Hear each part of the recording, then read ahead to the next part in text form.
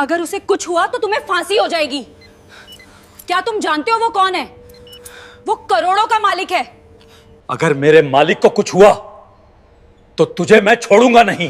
अब इन्हें कोई नहीं बचा सकता। शहर अभी पूरी तरह जागा नहीं था। सूरज की पहली किरणें कंक्रीट की इमारतों के बीच रास्ता खोज रही थीं और उसी वक्त एक दुबला पतला लड़का कंधे पर फटा हुआ बोरा डाले गली में दाखिल हुआ। उम्र कोई 18-19 साल। नाम था आदित्य। लोग उसे नाम से नहीं जानते थे। सब उसे कहते थे, अरे वो कूड़ा बीनने वाला लड़का। आदित्य हर सुबह 4 बजे उठता, मां की पुरानी साड़ी से बने बोरे को उठाता और निकल पड़ता। होटल के पीछे हॉस्टल के डस्टबिन, अस्पताल के बाहर पड़े मेडिकल वेस्ट के ढेर, जहां से जो मिल जाए, प्लास्टिक, बोतलें, कार्डबोर्ड। दिन चढ़ने तक बोरा भर जाता। दोपहर तक कबाड़ी को बेच देता। वहीं पैसे उसकी फीस थे, वहीं पैसे उसकी किताबें, वहीं पैसे उसका सपना। लोगों को यह जानकर भी फर्क नहीं पड़ता था कि वही कूड़ा बीनने वाला शहर के सरकारी मेडिकल कॉलेज में MBBS फर्स्ट ईयर का छात्र है। कॉलेज में उसकी पहचान अलग थी। फटी चप्पल, पुराने कपड़े, बैग में नई किताबों के ऊपर अखबार की जिल्द। कुछ लड़के हंसते थे, भाई आज कौन सा कूड़ा पढ़ रहा है? कोई बोलता, डॉक्टर बनेगा, पहले नहाना सीख ले। आदित्य कुछ नहीं कहता। वह जानता था जवाब देने में समय खराब होता है। उसे समय चाहिए था पढ़ने के लिए। रात को जब शहर सोता तब आदित्य जागता। सड़क किनारे लगे पीले स्ट्रीट लैंप के नीचे बैठकर एनाटॉमी पढ़ता। हड्डियों के नाम, नसों के रास्ते, दिल की धड़कनें। उसे सबसे ज्यादा दिल पसंद था। अगर दिल ठीक रहे तो इंसान सब कुछ सह लेता है, वह खुद से कहता। उसके पिता सालों पहले चले गए थे। मां दूसरों के घर बर्तन मांजती थीं। कई बार फीस भरने के पैसे पूरे नहीं होते। तब आदित्य 2 दिन ज्यादा कूड़ा बीनता। भूखा रहता लेकिन किताब अधूरी नहीं छोड़ता।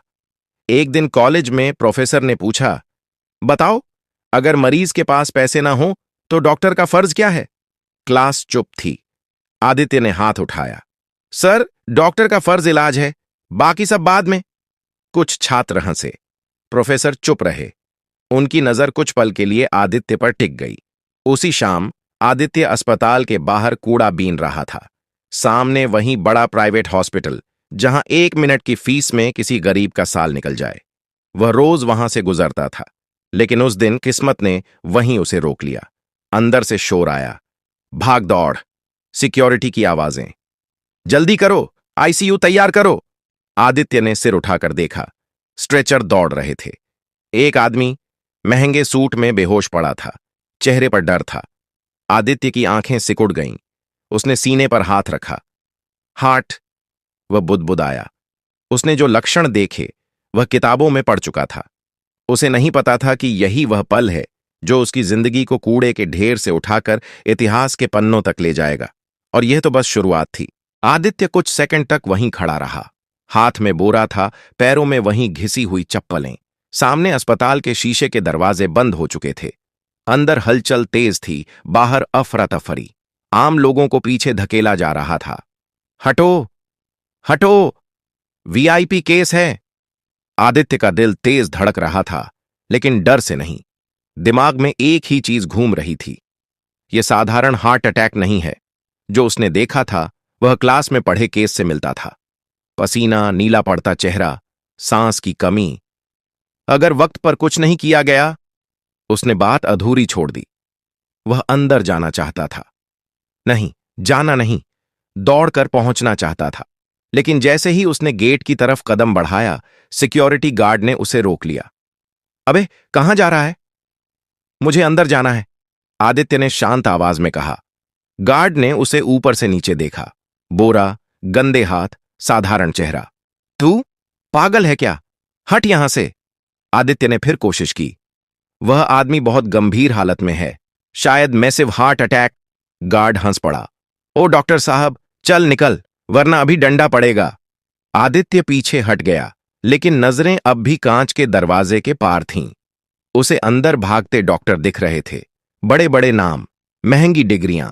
फिर भी चेहरे पर घबराहट साफ थी। उसके हाथ अपने आप कांप गए। अगर मैं गलत हुआ तो? अगर मैं अंदर गया और कुछ बिगड़ गया तो? उसने पहली बार अपने डर को महसूस किया। वह सड़क किनारे बैठ गया, बोरा नीचे रखा, माथे पर हाथ रखा। उसे अपनी मां याद आई। बेटा, तू चाहे कुछ भी बने, लेकिन गलत काम मत करना। यह गलत था या सही? कानून के हिसाब से गलत, इंसानियत के हिसाब से। अंदर से एक नर्स बाहर भागती दिखी। डॉक्टर साहब, बीपी गिर रहा है, किसी ने कहा। आईसीयू रेडी रखो, कुछ समझ नहीं आ रहा। आदित्य उठ खड़ा हुआ। अब डर पीछे छूट रहा था। उसने खुद से कहा, अगर आज चुप रहा तो सारी पढ़ाई बेकार है। वह दोबारा गेट की तरफ बढ़ा। इस बार आवाज में झिझक नहीं थी। मैं मेडिकल स्टूडेंट हूं, उसने ऊंची आवाज में कहा। कुछ लोग रुके। मैं एमबीबीएस कर रहा हूं और मुझे लगता है कि अंदर जो हो रहा है वो सही दिशा में नहीं जा रहा। एक डॉक्टर ने पलटकर देखा। तुम? आदित्य ने सिर हिलाया। हां, मैं। और अगर आप मुझे 5 मिनट देंगे तो शायद एक जान बच सकती है। हॉल में सन्नाटा फैल गया। कुछ हंसे, कुछ गुस्से में थे। यह मजाक का वक्त नहीं है, किसी ने कहा। आदित्य जानता था अब पीछे हटने का कोई रास्ता नहीं। या तो वह यहीं रुक जाएगा, हमेशा के लिए कूड़ा बीनने वाला बनकर, या फिर वह करेगा जिसके लिए उसने कूड़े के ढेर में बैठकर सपने देखे थे। और अंदर समय तेजी से खत्म हो रहा था। हॉल में खड़े लोग आदित्य को ऐसे देख रहे थे जैसे कोई गलत जगह आ गया हो। किसी ने फुसफुसाकर कहा, ये वही कूड़ा बीनने वाला है ना? दूसरे ने हंसते हुए जवाब दिया, अरे हां, यही। आज डॉक्टर बनने का नाटक कर रहा है। आदित्य ने किसी की तरफ नहीं देखा। उसकी नजर सिर्फ उस दरवाजे पर थी जिसके पीछे एक आदमी मौत से लड़ रहा था। तभी एक सीनियर डॉक्टर, सफेद बाल और भारी आवाज वाला, आगे आया। नाम क्या है तुम्हारा? आदित्य, सर। और तुम क्या करोगे अंदर जाकर? आदित्य ने बिना रुके कहा, पहले एंजियोग्राफी रिपोर्ट देखूंगा। अगर मेरी समझ सही है तो ब्लॉकेज ऐसी जगह है जहां डायरेक्ट इंटरवेंशन रिस्की है। डॉक्टर की भौहें तन गईं। ये सब तुम्हें कैसे पता? किताबों से सर, और रातों से। उसकी आवाज में न घमंड था न डर, सिर्फ यकीन। कुछ पल के लिए डॉक्टर चुप रहा। अंदर से फिर आवाज आई, सर, पल्स बहुत वीक है। डॉक्टर ने गहरी सांस ली। ठीक है, उसने कहा, 5 मिनट। अगर तुमने एक भी गलत कदम उठाया तो तुम्हें खुद बाहर फेंकूंगा। आदित्य को यकीन नहीं हुआ। धन्यवाद सर। उसके हाथ कांप रहे थे जब उसने बोरा एक कोने में रखा। वह हाथ जो कुछ देर पहले कूड़ा उठा रहे थे अब दस्ताने पहन रहे थे। ऑपरेशन थिएटर की लाइट आंखों में चुभ रही थी। मशीनों की बीप बीप उसके दिल की धड़कन से मिल रही थी। मरीज स्ट्रेचर पर पड़ा था। उम्र 50 के आसपास। महंगे कपड़े, लेकिन चेहरा सफेद। मॉनिटर पर लाइनें गड़बड़ थीं। आदित्य ने स्क्रीन देखी। उसका शक सही था। लेफ्ट साइड में मेजर ब्लॉकेज है, उसने धीरे से कहा। एक नर्स ने हैरानी से उसकी तरफ देखा। डॉक्टर ने पूछा, अब? आदित्य ने निगलते हुए कहा, अगर अभी स्टैंडर्ड तरीका अपनाया गया तो दिल जवाब दे सकता है। कमरे में सन्नाटा था। तो तुम्हारा तरीका? आदित्य ने सिर उठाया। रिस्की है, लेकिन यही आखिरी रास्ता है। डॉक्टर ने घड़ी देखी। तुम्हारे पास 2 मिनट हैं। आदित्य ने अपनी सांस संभाली। उसने मां का चेहरा याद किया और फिर हाथ बढ़ाया। उस पल वह न गरीब था न कूड़ा बीनने वाला। वह सिर्फ एक मेडिकल स्टूडेंट था जो एक इंसान की धड़कन थामे खड़ा था। ऑपरेशन थिएटर में घड़ी की टिक-टिक अचानक बहुत तेज लगने लगी। हर सेकंड किसी फैसले जैसा था। आदित्य की उंगलियां दस्तानों के अंदर हल्की नम थीं, लेकिन पकड़ मजबूत थी। उसने खुद से कहा, डर को बाहर रखो, दिमाग को अंदर। सीनियर डॉक्टर उसकी हर हरकत देख रहे थे। कुछ को गुस्सा आ रहा था, कुछ को डर और कुछ को अजीब सा कौतूहल। अगर कुछ भी गलत हुआ, एक डॉक्टर ने धीरे से कहा। आदित्य ने बात पूरी नहीं होने दी। तो जिम्मेदारी मेरी होगी। उसने स्क्रीन पर फिर नजर डाली। ब्लॉकेज हार्ड है, उसने कहा। सीधे रास्ते से दबाव डालेंगे तो आर्टरी फट सकती है। डॉक्टर ने चिढ़कर पूछा, तो क्या दिल से बात करेगा? आदित्य ने पहली बार उनकी तरफ देखा। नहीं सर, दिल के पीछे से जाऊंगा। कमरे में हलचल मच गई। ये बहुत खतरनाक है। एक स्टूडेंट ये सब करेगा, ये पागलपन है। आदित्य ने किसी की नहीं सुनी। उसने पतला कैथेटर लिया। उसकी हर मूवमेंट सोच समझ कर थी, जैसे उसने यह सब पहले भी सैकड़ों बार किया हो। असल में किया भी था, किताबों में, वीडियो में, अपने दिमाग में। मॉनिटर पर लाइनें डगमगाईं। बीपी गिर रहा है, नर्स बोली। एक डॉक्टर आगे बढ़ा। रुको, आदित्य ने शांत आवाज में कहा। अगर अभी रुके तो सब खत्म। उसकी आवाज में ऐसा भरोसा था कि कोई आगे नहीं बढ़ा। उसने आखिरी हल्का सा दबाव दिया। एक पल के लिए सब थम गया। फिर बीप बीप बीप लय वापस आ रही थी। मॉनिटर की लाइन सीधी नहीं रही। दिल फिर से बोलने लगा था। किसी के मुंह से निकला, यह हो गया। आदित्य ने धीरे से हाथ पीछे खींचे। उसके कंधे डीले पड़ गए। अब उसके हाथ कांप रहे थे, डर से नहीं, उतरते हुए तनाव से। सीनियर डॉक्टर कुछ नहीं बोले। कुछ सेकंड तक सिर्फ मशीनों की आवाज थी। फिर वही सख्त आवाज धीमी पड़ गई। तुमने आज वो किया जो हम नहीं कर पाए। आदित्य ने सिर झुका लिया। सर, मरीज जिंदा है, यही काफी है। बाहर अस्पताल की लॉबी में किसी को अभी पता नहीं था कि अंदर क्या हुआ है, और आदित्य को यह भी नहीं पता था कि यह जीत उसकी जिंदगी की सबसे बड़ी परीक्षा की शुरुआत है, क्योंकि दरवाजे के बाहर कानून इंतजार कर रहा था। ऑपरेशन थिएटर का दरवाजा खुला तो बाहर खड़े लोगों की सांसें थम गईं। कुछ को उम्मीद थी, कुछ को डर, और कुछ को बस तमाशा चाहिए था। आदित्य सबसे पीछे निकला, बिना किसी हीरो वाली चाल के, सिर थोड़ा झुका हुआ, आंखों में थकान। सीनियर डॉक्टर आगे आए। मरीज अब खतरे से बाहर है। एक पल को सन्नाटा रहा, फिर शोर। मीडिया के कैमरे चमक उठे। सर, क्या यह चमत्कार है? क्या हॉस्पिटल ने नई तकनीक इस्तेमाल की? लेकिन इससे पहले कि कोई आदित्य की तरफ इशारा करता, हॉस्पिटल मैनेजमेंट हरकत में आ गया। यह बात बाहर नहीं जानी चाहिए, एक आदमी ने धीमी आवाज में कहा। अगर पता चला कि एक स्टूडेंट ने, वाक्य अधूरा रह गया। आदित्य को एक कोने में बैठा दिया गया। तुमने अच्छा किया, एक नर्स ने फुसफुसाकर कहा। आदित्य ने हल्की मुस्कान दी। उसे तारीफ नहीं चाहिए थी, उसे बस राहत थी। तभी बाहर से सायरन की आवाज आई। पुलिस! एक इंस्पेक्टर तेज कदमों से अंदर आया। कौन है आदित्य? आदित्य खड़ा हो गया। मैं। इंस्पेक्टर ने सीधे कहा। बिना लाइसेंस मेडिकल प्रोसीजर करने के आरोप में तुम्हें हिरासत में लिया जाता है। भीड़ फिर शांत हो गई। आदित्य की मां, जो किसी तरह खबर सुनकर पहुंची थी, आगे बढ़ी। साहब, मेरे बेटे ने जान बचाई है। इंस्पेक्टर ने नजरें नीचे कर लीं। मां, हम समझते हैं, लेकिन कानून। आदित्य ने मां का हाथ पकड़ा। रो मत, उसने कहा। अगर आज नहीं करता तो मैं खुद को कभी माफ नहीं कर पाता। हथकड़ियां उसकी कलाई पर कस गईं, वही कलाई जिन्होंने कुछ देर पहले एक दिल को संभाला था। कैमरे सब कैद कर रहे थे। पुलिस जीप चल पड़ी। पीछे अस्पताल खड़ा था, चमकता हुआ, चुप। आदित्य खिड़की से बाहर देख रहा था। उसके चेहरे पर डर नहीं था, बस एक सवाल था, क्या सही काम की यही कीमत होती है? और शहर में उसी वक्त एक करोड़पति आईसीयू के बिस्तर पर आंखें खोलने वाला था। उसे अभी यह नहीं पता था कि उसकी धड़कन किसने लौटाई है। कहानी अभी बाकी थी। आईसीयू की हल्की नीली रोशनी में करोड़पति विराज मल्होत्रा ने धीरे धीरे आंखें खोलीं। सीने में हल्का दर्द था, लेकिन धड़कन स्थिर थी। मशीनों की बीप अब डरावनी नहीं लग रही थी। उसने सूखे होंठों से पूछा, मैं जिंदा हूं? पास खड़े प्राइवेट डॉक्टर ने तुरंत झुककर कहा, जी सर, आप बिल्कुल सुरक्षित हैं। हॉस्पिटल की टीम ने। विराज ने उसकी बात काट दी। झूठ मत बोलो। बेहोश होने से पहले मैंने तुम्हारे चेहरे देखे थे। तुम लोग घबरा गए थे। उसकी आवाज कमजोर थी, लेकिन रुतबा जिंदा था। कमरे में सन्नाटा छा गया। उसका पर्सनल असिस्टेंट आगे आया। सर, सच ये है कि आपको बचाने वाला कोई सीनियर सर्जन नहीं था। विराज की भौहें सिकुड़ी। तो कौन? कुछ पल की चुप्पी के बाद असिस्टेंट ने कहा, एक मेडिकल स्टूडेंट, बहुत गरीब, कूड़ा बीनकर पढ़ाई करता है। विराज के चेहरे पर हैरानी साफ थी। नाम? आदित्य। मॉनिटर की बीप तेज हो गई। और वो कहां है? सर, पुलिस उसे ले गई है, बिना लाइसेंस सर्जरी का केस। विराज ने आंखें बंद कर लीं। कुछ सेकंड बाद खोलीं तो उनमें गुस्सा था।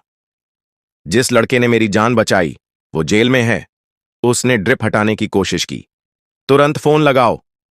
उसी वक्त शहर की हवालात में आदित्य फर्श पर बैठा था। पीठ दीवार से लगी, आंखें बंद। उसे नींद नहीं आ रही थी, उसे डर भी नहीं लग रहा था, उसे बस मां की चिंता थी और एक अजीब सा सुकून भी। कम से कम आदमी जिंदा है, उसने सोचा। दरवाजा अचानक खुला। हवलदार ने कहा, तू आदित्य? हां, चल बाहर। आदित्य को समझ नहीं आया। वह चुपचाप उठा। बाहर आते ही उसने देखा पुलिस अफसर खड़े हैं, फोन पर बात कर रहे हैं। जी सर, अभी छोड़ रहे हैं जी। हथकड़ियां खुल गईं। इंस्पेक्टर ने कहा, तुम्हारी जमानत हो गई है। किसने? आदित्य ने पूछा। इंस्पेक्टर ने एक नाम लिया, विराज मल्होत्रा। आदित्य कुछ नहीं बोला, बस सिर झुका लिया। अस्पताल में कुछ घंटे बाद आदित्य को आईसीयू के कमरे में ले जाया गया। विराज उसे देख रहा था। वही सादा कपड़े, वही शांत आंखें। तो तुम हो, विराज ने कहा, जिसने मेरी धड़कन वापस दी। आदित्य ने बस इतना कहा, मैंने अपना फर्ज किया सर। विराज मुस्कुराया। आज समझ आया, उसने धीमे से कहा। कभी कभी सबसे कीमती चीजें कूड़े में नहीं, कूड़े से उठकर आती हैं। और वहीं उस कमरे में एक नई कहानी की नींव रखी जा रही थी। कमरे में कुछ पल की खामोशी थी। मशीनों की धीमी आवाज के बीच विराज मल्होत्रा आदित्य को देखता रहा, जैसे किसी किताब का ऐसा पन्ना पढ़ रहा हो जो उसकी सोच बदल दे। तुम जानते हो, विराज ने कहा, मेरी एक साइन से लोग करोड़ों कमा लेते हैं और एक फोन कॉल से जिंदगियां बर्बाद भी हो जाती हैं। आदित्य ने नजरें नीचे रखीं। सर, मुझे इन बातों से मतलब नहीं है। विराज हल्का सा हंसा। यही बात तुम्हें अलग बनाती है। उसने अपने असिस्टेंट की तरफ देखा। इसे बैठने को कहो। आदित्य कुर्सी पर बैठा। उसके कपड़े अब भी वहीं थे। बाहर मीडिया का शोर था, लेकिन यहां अंदर माहौल अलग था।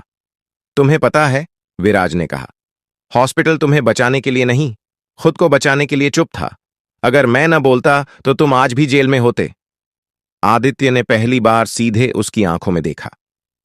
सर, अगर दोबारा वही हालत होती तो भी मैं वही करता। विराज की मुस्कान थोड़ी गंभीर हो गई। और अगर इसकी कीमत तुम्हारा करियर होता तो भी, आदित्य ने बिना सोचे कहा। डॉक्टर बनने का मतलब सिर्फ डिग्री नहीं होता। विराज ने गहरी सांस ली। मैं तुम्हें इनाम देना चाहता हूं, उसने कहा। पैसा, कार, विदेश की पढ़ाई, जो चाहो। आदित्य चुप रहा।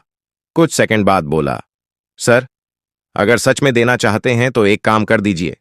कहो। मेरी मां को अब बर्तन न मांजने पड़े और मेरी फीस, किताबें, बस उतना। कमरे में मौजूद लोग एक दूसरे को देखने लगे। इतनी बड़ी जान बचाने के बाद इतनी छोटी मांग? विराज ने सिर हिलाया। आज तुमने मुझे कुछ सिखाया है, आदित्य, उसने कहा। हर चीज की कीमत पैसे से नहीं लगाई जाती। उसने डॉक्टरों की तरफ देखा। और तुम सब याद रखना, आज अगर यह लड़का न होता तो मेरी जगह कोई और होता। डॉक्टरों के सिर झुक गए। लेकिन कहानी यहां भी खत्म नहीं हुई थी। विराज ने अगला वाक्य धीरे से कहा, और एक बात, मैं चाहता हूं कि आदित्य का केस वापस लिया जाए, पूरी तरह, और इसे वही सम्मान मिले जो एक डॉक्टर को मिलता है। यह फैसला आसान नहीं था। कानून, मेडिकल काउंसिल, हॉस्पिटल, सब बीच में थे। आदित्य समझ गया था, यह लड़ाई अभी बाकी है। और यह लड़ाई ऑपरेशन थिएटर में नहीं, सिस्टम के सामने लड़ी जानी थी। अगली सुबह शहर अलग लग रहा था। अखबारों की सुर्खियां बदली हुई थीं। कूड़ा बीनने वाला नहीं, मेडिकल स्टूडेंट। जिस हाथ को समाज ने नजरअंदाज किया, उसी ने दिल बचाया। आदित्य मां के साथ एक छोटे से कमरे में बैठा था। वही कमरा, वही टूटी कुर्सी। लेकिन आज हवा में कुछ और था। डर नहीं। आदित्य ने अखबार मोड़ा। मां, शोर ज्यादा हो रहा है, उसने धीरे से कहा। मां ने उसकी हथेली पकड़ ली। बेटा, पहली बार लोग सच देख रहे हैं। उसी दिन मेडिकल काउंसिल की इमरजेंसी मीटिंग बुलाई गई। हॉस्पिटल के बड़े अधिकारी, सीनियर डॉक्टर और कानून के लोग आमने सामने थे। एक तरफ नियम थे, दूसरी तरफ एक जिंदा इंसान। सीनियर डॉक्टर वही बोले जो ऑपरेशन थिएटर में खड़े थे। अगर उस दिन आदित्य न होता तो हम एक लाश पर चर्चा कर रहे होते। काफी देर बहस चली। आखिर फैसला आया। आदित्य पर कोई केस नहीं चलेगा। उसका मेडिकल रिकॉर्ड साफ रहेगा और सबसे बड़ी बात, उसे स्पेशल मेरिट स्कॉलरशिप दी जाएगी। यह कोई इनाम नहीं था, यह स्वीकार था। कुछ हफ्तों बाद आदित्य फिर कॉलेज गया। इस बार लोग हंसे नहीं। कुछ ने रास्ता दिया, कुछ ने हाथ मिलाया। वही लड़के जो पहले ताना मारते थे अब पूछ रहे थे, भाई कैसे किया? आदित्य वहीं रहा, शांत, काम में डूबा हुआ। फर्क सिर्फ इतना था कि अब वह कूड़ा बीनने नहीं जाता था, लेकिन वह कभी नहीं भूला कि वह कहां से आया है। एक शाम वह उसी बड़े हॉस्पिटल के सामने खड़ा था, लेकिन इस बार बोरा कंधे पर नहीं था, आईडी कार्ड गले में था। उसने अंदर देखा और मन ही मन कहा, मैं आ गया। कहानी यहीं खत्म नहीं होती, लेकिन उस दिन से शहर ने एक बात सीख ली थी, इंसान की पहचान उसके कपड़ों से नहीं, उसके काम से होती है। अगर आपको यह कहानी दिल से अच्छी लगी हो तो वीडियो को लाइक जरूर करें, चैनल को सब्सक्राइब करें और अपने दोस्तों के साथ शेयर करें। कमेंट में जरूर बताइए कि आप यह वीडियो भारत के किस शहर या गांव से देख रहे हैं। आपका एक लाइक और एक कमेंट हमें ऐसी ही कहानियां लाने की ताकत देता है।